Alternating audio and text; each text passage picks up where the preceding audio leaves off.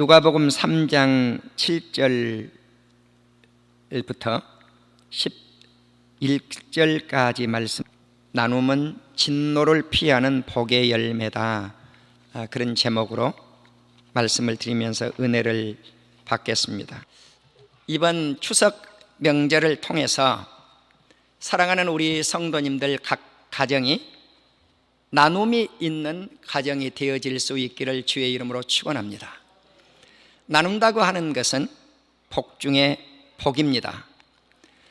나눔은 진노를 피하는 복의 열매라, 그렇게 예수님이 말씀하고 있습니다. 우리 주님이 세례 요한을 통해서 우리에게 교훈을 해주었던 말씀이 있습니다. 그 말씀이 어떤 말씀이냐면, 세례 요한이 많은 사람들에게 세례를 베풀려고 하는데 수많은 군중들이 세례 요한에게 몰려오게 되었어요. 몰려오는 그 군중의 무리를 향해서 세례 요한이 여러분 어서 오십시오, 이렇게 친절하게 맞이해 주었으면 참 좋았을 뻔했는데, 세례 요한이 오는 군중들을 향해서 독설을 퍼부었어요. 독사의 자식들아, 누가 너희에게 일러 장차올 진노를 피하라고 하더냐. 그러니까 무서운 말씀이에요. 오고 있는 군중들을 향해서 의인들아 그렇게 말씀을 하지 않고 독사의 자식들아 그렇게 외쳤단 말이죠. 그러니까 이 말씀은 이 악한 놈들아, 여성들에게 한다면 여러분이 붙이세요. 악자의 여자의 니은아 그랬단 말이에요. 예, 그렇게 외쳐댄 거예요. 그러면서 그 다음 나온 말씀이 회개에 합당한 열매를 맺고 살라는 거죠. 회개에 합당한 열매를 맺어라. 속으로 아브라함의 자녀라고 그렇게 그냥 자랑하지 말라는 거예요. 행함이 없는 아브라함의 자녀라고 아무리 외쳐대봐야 지금 오고 있는 진노를 피할 수가 없다는 말씀이에요. 그리고 그 다음 절 우리가 읽었던 9절 말씀에 도끼가 이미 나무 뿌리에 이렇게 가 있다는 겁니다. 그러면 어떤 나무 뿌리에 가 있는가? 좋은 열매를 맺지 못한 나무. 자, 그러면은 과연 이 나무는 어떤 나무일까요? 악한 백성을 의미해요. 악한 백성. 이 좋은 열매를 맺지 못한 이 악한 사람들아, 너희가 지금 도끼가 너희에게 찍힐 수 있는 위기에 처해 있지 않느냐는 거죠. 자, 그래서 이제 도끼가 그 악한 나무 열매를 맺지 못한, 좋은 열매를 맺지 못한 그 악한 나무에게 도끼자루가 가서 딱 찍으려고 하는 순간에 있다는 것입니다. 자, 그러니까 이제 몰려들고 있는 군중들이 알아들었어요. 자, 그러면 찍어가지고 어디에다가 집어넣을 것인가? 불에 땔감으로 집어넣겠다는, 영적으로는 뭐예요? 지옥불에 쳐넣겠다는 말씀이에요. 자, 이 무시무시한 말씀을 듣고 나니까, 그렇다면 이 무시무시한 진노를 피할 수 있는 방법이 무엇이냐? 우리가 어찌해야 됩니까? 어찌해야 됩니까? 어찌해야 됩니까? 자, 그래서 지금 오고 있는 군중의 무리들, 또 그 가운데는 세리도 있었고 그 가운데는 군인들도 있었어요.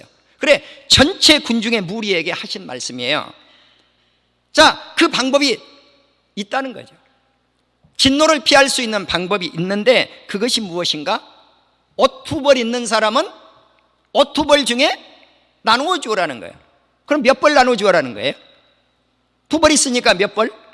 1벌. 그럼 자기에게는 1벌밖에 안 남았어요. 자, 몇 프로 헌신하라 그 말이에요? 50%. 먹을 것이 있는 사람도 마찬가지라는 거예요. 쌀 2가마 있는 사람은 1가마를 어려운 사람에게 나누어 주어라 그 말이에요.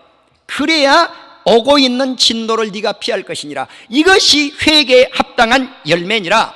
아멘. 할렐루야. 오늘날 이 시대에 우리 예수님이 우리 백배교회를 향해서, 오늘 이곳에 모인 우리 사랑하는 성도님들을 향해서, 그리고 이제 이 말씀을 화요일날 많은 청취자들이 방송을 통해서 청취하고 또 시청을 해야 되거든요. 미국의 성도들이 시청을 하고. 자, 그런데 바로 방송을 시청하고 청취하는 그 사람들에게도 어떻게 해야 될 것인가? 당신이 옷 2벌이 있다면 1벌을 나누어 주십시오. 그럼 이러한 설교를 수없이 우리가 들어요. 듣는데 문제는 여기에 있다는 거예요. 행할 것이냐 행하지 않을 것이냐. 지난주 말씀을 드렸어요. 무엇은 더디하라? 말은 더디하라. 한 번쯤 생각하고 말하는 거죠. 성내기도 한 템포 늦추라는 거예요. 느릿느릿하라는 거예요. 성내기도. 그런데 무엇은 속히 하라? 하나님의 말씀을 듣고 행하는 것은 속히 하라. 아멘. 그 가운데 환난 중에 과와 과부를 돌보는 것이 경건이니라. 아멘. 자, 그러면 이제 오늘은 이 나눔의 축복인데, 나눔은 진노를 피하는 복의 열매라는 거죠. 자, 그래서 먹을 것이 있는 사람은 50%를 나누어라. 또 입을 것이 있는 사람은 50%를 나누어라. 나눈다고 하는 것. 오늘 우리가 이 나눔을 한번 생각해 보자. 나눔은 베푸는 것입니다. 주는 것입니다. 자, 이 본문 이하에 우리가 읽었던 그 이하의 말씀, 세리들을 향해서는 백성들에게 부과한 것 외에는 거두지 말아라. 그래야 네가 오는 진노를 피할 수 있다. 세리에게는 그렇게 말씀을 했어요. 군인들에게는 뭐라고 말씀했냐면, 사람에게 강탈하지 말고 거짓으로 고발하지 말고 네가 받는 급료 봉급으로 자족하라는 거예요. 만족하라는 거예요. 그러나 모든 오고 있는 군중 모두에게 해당되고 있는 말씀이 무엇이었느냐? 나눔이었어요. 나눔. 사랑하는 우리 성도 여러분, 우리는 나눔의 대상이 누굴까요? 이 나눔의 대상을 한번 생각해 보아야 돼요. 나눌 때 누구하고 나와 나누어야 될까? 부자하고 나누어야 될 것인가? 가난한 사람과 나누어야 될 것인가? 성경은 놀라웠게도 이 부분을 명확하게 지적을 하고 있어요. 가난한 사람과 나누라고 하는 거예요. 할렐루야. 할렐루야. 가난한 사람과 나누라. 가난한 사람하고. 그래서 야고보는 예수님을 믿는 믿음이 있다고 하면은 그 행함을 보이라. 행함이 없는 믿음은 그 믿음 자체가 죽은 것이라 그랬어요. 자, 그리고 그 믿음이 너를 구원하겠느냐? 자, 믿음 자체도 죽은 것이고 구원해내지도 못한다는 거예요. 그러니까 우리가 예수님을 믿는다, 이 복음을 잘 이해를 해야 돼요.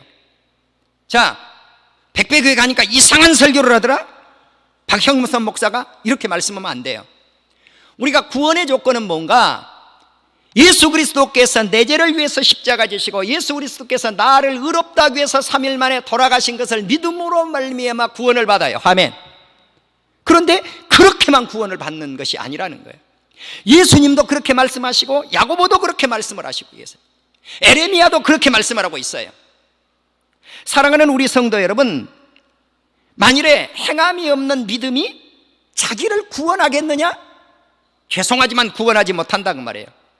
진짜 예수를 믿었다면 행하지 않을 수 없다는 거예요. 단적으로 말씀을 드리면, 네가 말로만 옷을 입지 못하고 있는 형제가 있는데 따뜻해라, 더워라, 따뜻해라. 배고픈 형제가 있는데 배불러라, 배불러라, 배불러라. 이렇게 말로만 하고 쓸 것을 주지 않는다고 하면은 무슨 유익이 있겠는가? 야고보는 그렇게 우리에게 지적을 해요. 그래서 말만 하고 행함이 없다면 죽은 믿음이다. 야고보 2장 16절 이하에서 말씀하고 있어요. 이제 우리는 나눔을 통해서 세례 요한이 우리에게 가르쳐 주신 대로 진노를 피해야 되겠고요, 나눔을 통해서 행함의 열매를 맺어야 되겠고요, 이 나눔은 바로 행함인데 행함을 보임으로 말미암아 우리가 좋은 열매를 맺고 사는, 회개의 열매를 맺고 사는 우리 사랑하는 성도님들이 되어질 수 있기를 주님의 이름으로 축원합니다. 나눔은 회개의 열매입니다. 그렇기 때문에 나눔의 삶은 진노를 피한다, 회개에 합당한 열매를 맺는다. 이 열매는 복의 열매니라. 여기서 말씀하는 이 복은 두 가지 복을 가지고 있어요. 하나는 하늘나라 천국 가는 영생 축복이에요. 할렐루야. 또 하나의 복은 이 세상에서 얻어야 될 복이에요. 그것은 물질의 복도 있고, 그것은 풍요의 축복도 있고, 그곳에는 건강의 축복도 뒤따라요. 할렐루야. 자, 그러면 이제 나누는 사람에게 질병도 치유함을 받느니라. 아멘.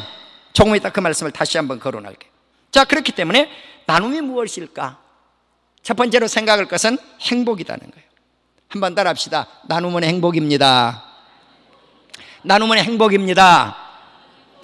여러분, 돈을 벌어서 행복합니까? 여러분, 어떨 때 행복을 진짜 느껴요? 돈을 벌 때입니까? 쓸 때입니까? 여러분, 돈을 벌 때입니까? 쓸 때입니까? 쓸 때. 할렐루야, 할렐루야. 나눌 때예요. 진짜 행복을 느낀 건 나눌 때예요. 나눔의 가치를 알고 나면은요, 행복을 거기서 느끼고 살아요. 성경은 가난한 사람과 관계를 수없이 성경에서 기록을 하고 있어요. 잠언 19장 17절에 보니까 가난한 자를 불쌍히 여기는 것은 하나님께 구워주는 것이다. 할렐루야. 그러니까 가난한 사람을 돌보는 것은, 가난한 사람을 불쌍히 여기는 것은 하나님께 구워주는 거예요. 하나님께 구워주는 거예요. 가난한 사람에게 구워주는 게 하나님께 구워주는 거예요. 그러니까 구워줬다면 갚아야 되잖아요. 그러면 가난한 사람이 갚아주는 게 누가 갚아줘요? 하나님이 갚아줘요. 하나님께서 선행을 갚아주시리라. 할렐루야, 할렐루야. 누가 갚아줘요? 기필코 하나님이 갚아줘요. 이게 복이에요. 그러니까 나눔의 복이 여기 있단 말이에요. 나누면 하나님이 복을 줘요. 잠언 17장 5절에 보면 가난한 자를 조롱하는 자는 사람을 만드는 여호와 아버지 하나님을 멸시하는 거예요. 그러니까 가난한 사람을 멸시한 건 곧 누구를 멸시한 것이다? 하나님을 멸시하는 거예요. 무서운 말씀이죠. 잠언 28장 3절에 보면 가난한 사람을 학대하는 것은 곡식을 남기지 아니하는 포구 같아요. 포구가 인정사정이 있던가요? 수확기에 있는 곡식도 그냥 싹 뒤집어 엎어버리잖아요. 이렇게 포구가 나쁜 짓을 하는데 가난한 사람을 학대하는 사람은 꼭 포구하고 같다는 거죠. 자, 잠언 28장 15절에 보니까 가난한 백성을 압제하는 관원은 부르짖는 사자와 배가 고픈 곰 같다. 네. 잠언 14장 31절에 보니까 궁핍한 자를 불쌍히 여기는 자는 여호와 아버지 하나님을 공경한 자라. 아멘. 그러니까 가난한 사람을 배려하고 보살피고 돌보고 하는 이것이 우리 예수님을 공경하는 자니라. 하나님을 공경하는 자니라. 아멘. 제가 이제 이 결론 때 이 말씀을 더 언급을 할게요. 시편 41편을 보면 한 나라의 왕인 다윗이 이렇게 말씀을 해요. 가난한 자를 보살피는 것이 복이니라. 아멘. 다윗은 이 진리를 알았어요. 그래서 세상에서 복을 받고 만일 가난한 사람에게 나눔이 있는 사람은 그 사람이 병들었을 때 하나님이 고쳐준다는 거예요. 그 사람이 무너질 때 하나님이 세우신다는 거예요. 하나님이 그 사람을 붙들어 준다는 거예요. 잠언 28장 27절에 보면 하나님은 가난한 자를 구제할 때 풍부하게 만들지만 가난한 사람을 못 본 채 한다고 하면은 저주가 크다. 오늘 누구 말씀하고 똑같아요? 세례 요한의 말씀하고 똑같아요. 예, 세례 요한의 말씀하고 똑같아요. 자, 몰려오고 있는 군중들을 향해서 너희가 오고 있는 그 저주를 피하려고 하느냐, 진노를 피하려고 하느냐 그랬단 말이에요. 가난한 사람을 못 본 채 한다면 진노가 임한다는 거예요. 이 진리를 알지 못해서 망해버린 인물이 누가복음 18장에 등장하는 부자 청년 관원이에요. 예수님이 이 부자 청년에게 말씀을 합니다. 나눔의 축복을 네가 아느냐? 이걸 몰랐어요. 자, 이 청년에게 네가 계명을 지켰느냐니까 어려서부터 내가 이런 것은 다 지켰습니다 그래요. 모든 계명을 다 지켰다는, 얼마나 위대한 사람이에요. 얼마나 훌륭한 사람이에요. 얼마나 훌륭한 사람이에요. 계명을 다 지켰는데. 그런데 예수님이 지적한 것은 그럼에도 불구하고 너에게 한 가지가 모자란 것이 있느니라. 네 재산을 팔아서 가난한 자들에게 나누어 주어라. 나누어 주었습니까? 재산 때문에 근심하며 집으로 돌아갔더라. 나눔의 복을 몰랐던 청년. 그래서 망했어요. 영생에 들어가지 못했어요. 자, 그렇지만 초대교회 성도들은 성령 충만함을 받고 나눔의 복을 누리고 살았어요. 사도행전 2장 45절에 보면 재산과 소유를 팔아 각 사람의 필요를 따라 나누어 주었더라. 사도행전 4장 34절과 35절에 보면 그 중에 가난한 사람이 한 사람도 없었더라. 왜? 그들이 재산을 팔아서 가난한 사람들과 함께 필요한 대로 나누어서 썼기 때문에 그래요. 공유예요, 공유. 할렐루야. 공유였어요. 바나바는 자기 재산을 다 팔아서 사도들에게 드렸고요, 다비드는 선행과 구자의 일이 심히도 많았고 그가 죽자 베드로가 그를 안수에서 살려내는 것을 알 수가 있어요. 고넬료라고 하는 인물은 하나님을 경외했고 백성들을 수없이 많이 구제했는데 하나님 앞에 항상 정기적으로 기도했다가 자기 집에 있는 일가 친척 모든 친구들을 다 예수 그리스도께로 인도해내는 놀라운 축복을 받았던 인물이에요. 할렐루야. 그렇습니다. 나눔을 알 줄 아는 사람에게는 이와 같이 복이 따른다 그 말이에요. 자, 그렇지만 구약의 에레미야 7장 1절에서 그 이하를 보시면, 특별히 6절을 보시면 이방인과 고아와 과부 이와 같은 사람들을 압제해서 너희들이 이 땅에서 어떻게 잘 살겠느냐는, 바로 이와 같이 고아와 과부와 이렇게 압제하는 이스라엘 백성들을 하나님은 70년 동안 포로 생활을 하게 만들었어요. 그렇습니다. 나눔의 행복을 알지 못하면 이렇게 망하지만 나눔의 행복을 알면 복이 임하는 줄로 믿습니다. 이제 두 번째 생각할 말씀은, 나눔은 영생을 얻게 합니다. 한번 따라합시다. 나눔은 영생을 얻게 합니다. 여러분, 우리가 잘 아셔야 돼요. 자, 복음이 뭔가? 십자가와 부활이 복음이라고 그랬어요.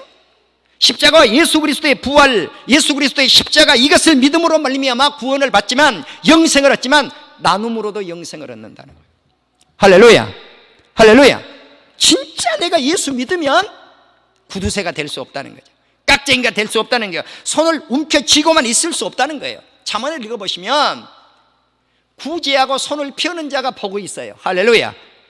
바등바등 떨면서 손을 꽉 쥐면서 이 돈 가지고 내가 가야 되겠다고 하는 사람은요, 구원을 못 받아요.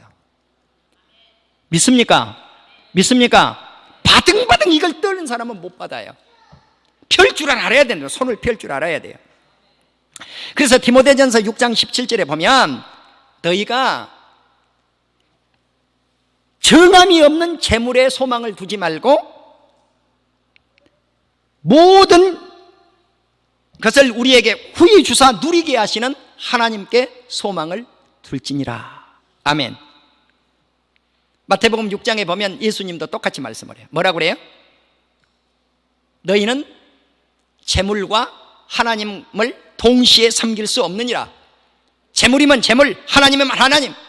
자, 재물이면 재물, 돈이면 돈, 예수면 예수, 둘 중에 하나를 선택하라는 거예요. 예수님을 먼저 선택한 자는, 너희가 먼저 그의 나라와 의를 구하는 자는 이 세상의 모든 것을 덤으로 주리라. 아멘. 구하지 않는 재물도 줘요. 구하지 않는 건강도 줘요. 부귀영화도 누리게 해요. 할렐루야. 그러니까 무엇을 먼저 소망을 두고 선택할 것인가? 귀한 일은. 디모데전서 6장 18절에 보니까 선을 행하고 선한 사업을 많이 하고 나누어 주기를 즐거워하라. 아멘. 나눔을 즐거워하라는 거예요. 그리고 너그러운 자가 되어라는 거예요. 이것이 장래에 자기를 위하여 좋은 터를 쌓아 참된 생명을 취하는 것이니라. 나눔은 영생을 가져온다. 생명을 가져온다는 거예요. 히브리서 3장 16절에 보니까 오직 선을 행함과 서로 나누어 주기를 잊지 말아라. 하나님은 이 같은 제사를 기뻐하시느니라. 아멘. 하나님께 예배 드림만이 제사가 아니라는 거예요. 하나님께 예배 드림만이 경배가 아니라는 거예요. 나눔도 제사니라. 요즘으로 표현하면 나눔도 경배니라. 아멘. 믿습니까? 이걸 우리가 잘 알아야 돼. 이 둘을. 하나님과의 바른 관계만 다 했다고 해서 끝났습니다, 임무가 끝났습니다, 그러니까 내가 천국 갑니다, 이게 아니라는 거예요. 바로 이 세상에서 어려운 형제와 함께 선을 행해서 나누어라. 할렐루야. 할렐루야.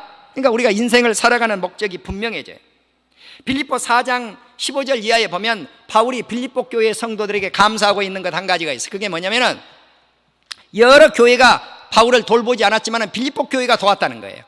자, 그들이 가지고 오는 그 물질을 바울은 사도 빌립보 4장 18절에서 이는 받으실 만한 향기로운 제물이요 하나님을 기쁘시게 하는 것이다. 자, 여러분, 형제를 돌보는 그 물질, 구제 헌금이 하나님을 기쁘게 한다는 거예요. 아멘. 그것이 제사라는 거예요. 제물이라는 거예요. 할렐루야. 바울이 그렇게 말씀을 해요. 자, 그러면 그렇게 베푼 성도들을 어떻게 할 것인가? 빌립보 4장 19절에 보니까 나의 하나님 예수 그리스도 안에서 풍성한 가운데 그 풍성한 대로 너희 모든 쓸 것을 채우시리라. 아멘. 가난한 형제에게 주니까 그 다음에 뭐래요? 어려운 형제에게 돌보니까 내가 쓸 것을 풍성하니 누가 퍼부어 줘버려요? 예수 그리스도의 이름으로 하나님이 퍼부어 준단 말이에요. 할렐루야. 이 복을 누리고 사는 우리 온 성도님들이 되어질 수 있기를 주님의 이름으로 축원합니다. 제가 이 시간에 계룡시에 있는 나눔의 교회를 잠깐 소개하려고 합니다. 이 교회를 보십시오. 계룡시에서 가장 큰 교회 가운데 한 교회입니다. 교회 이름이 나눔의 교회입니다. 나눔의 교회인데 이름만 나눔의 교회가 아니라 이 교회는 정말 나누고 사는 교회입니다. 할렐루야. 저는 이제까지 목회를 하면서 처음 만나봤습니다, 이런 교회를. 그래서 얼마나 좋은 교회인지 오늘 제가 한번 소개를 하려고 합니다. 자, 이렇게 교회를 화려하게 꾸며가지고 살아도 되겠는가? 여러분 그렇게 생각할지 모릅니다. 저렇게 지금 아름답게 비춰지고 있는 이 교회는 저것이 지금 복음의 빛을 비치고 있는 것입니다. 아멘. 밤에 저 야경을 보면서 이 교회로 수많은 성도들이 몰려옵니다. 아멘. 왜 몰려오는가?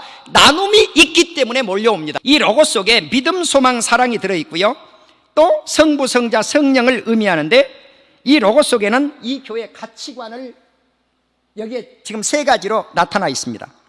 첫째는 정체성. 많은 교회 중에 한 교회가 아니라 또 다른 교회입니다. 수많은 이 땅에 교회들이 있지만은 이 교회만이 독특한 다른 교회의 독특성을 지니겠다는 거죠. 또 하나는 가치성입니다. 교회가 교회 안에만 있지 않고 교회 밖에서 가치를 추구하겠다. 선교와 구제하는 일. 이 교회는 재정의 50% 이상을 선교비로 지출합니다. 필리핀에 약 5,000교회 이상이 있는 필리핀 전역을 이제 선교지로 이렇게 삼아서 필리핀의 사역자들을 약 3주씩 이 한국에 모시고 와서 이들을 훈련시켜서 필리핀으로 되돌려 보내는데, 이 교회 4층에 가면은 선교관이 있어. 약 40명이 묵을 수 있는 선교관을 완벽하게 갖춰 놓은 것을 보았습니다. 세 번째 보니까 사명성인데 어디에 있느냐가 아니라 어디를 향하여 가느냐 하는 역동적 교회라고 이렇게 이 교회 목표를, 목회 이념을 이렇게 세웠더라고요. 사랑하는 우리 성도 여러분, 제가 이 교회에 감동을 받았던 것이 약 130억 정도 되는 교회를 지었더라고요. 그런데 우리 교회 평수하고 놀랍게도 거의 똑같아요. 예, 법적 평수 1,500평. 그런데 약 100억이 들었어요. 그런데 이 127억 가운데 이 교회를 짓기 전에 전남 화순의 나눔의 교회를 건축을 했는데 360평 9억을 들여서 건축을 하고 본교회를 지었더라고요. 그리고 이 교회 내부와 외부를 이렇게 보면, 외부를 제가 잠깐 보여드렸고요, 내부는 보면은 무대가 자동적으로 움직여요. 그리고 이제 음악회를 할 수 있고, 또 동시 외국인들을 위해서 통역을 할 수 있고, 카페는 5층에 있는데 바리스타만 몇 명이니까 16명이에요. 바리스타가 16명. 뭐 돈 받고 그러면 지금 카페를 하는 거 아니에요. 무료 카페예요. 이 교회에 오는 모든 분들에게 최고의 커피를 대접하는 거예요. 지역사회를 위해서 봉사를 하더라고요. 하나님의 사랑을 실천하더라고요.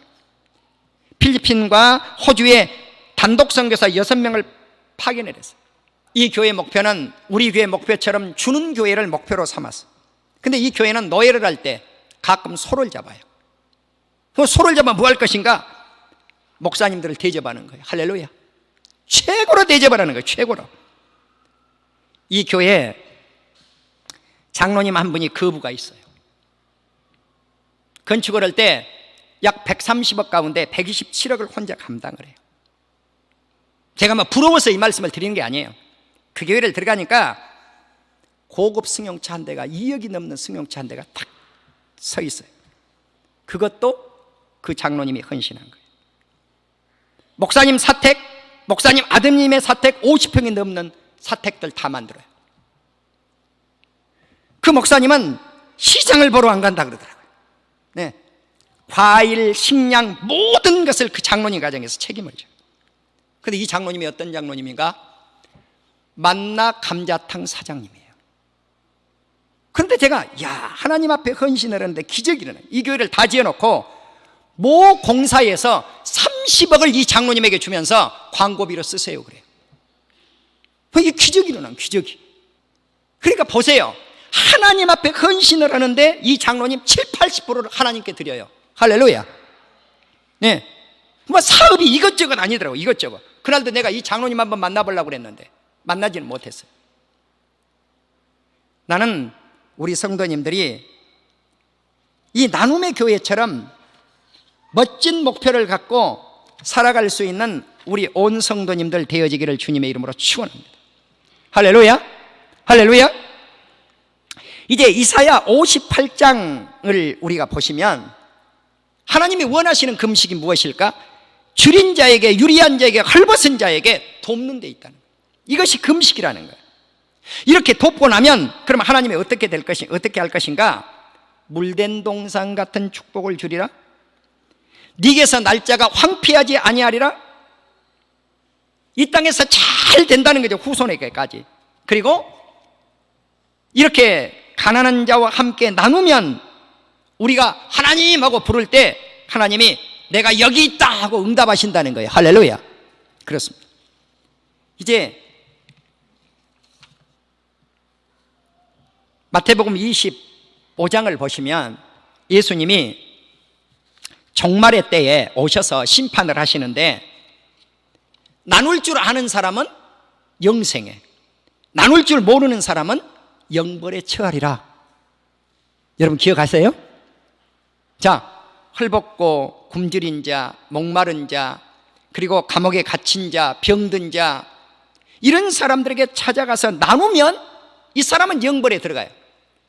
오른쪽에 있는 양들과 같이 말입니다.